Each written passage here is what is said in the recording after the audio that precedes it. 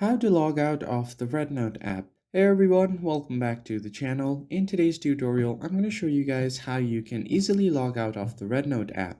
Whether you want to sign into another account or just don't want your others to access your account, then this video is for you. Let's jump right in. The first thing that you need to do is open up your REDnote app and make sure the account that you want to log out is logged in. But before we go any further, I would like you to like the video down below and subscribe to the channel.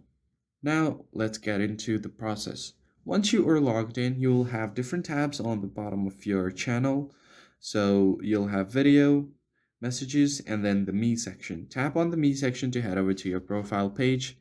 And now if you head over to your profile settings like this, you won't be able to see any logout options, but in order to access the settings menu, you tap on the gear icon right here on the right side of your screen.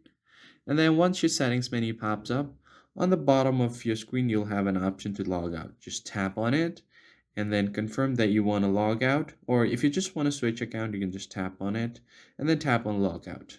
That's pretty much it, guys. I hope you found it helpful. I'll see you guys on the next one.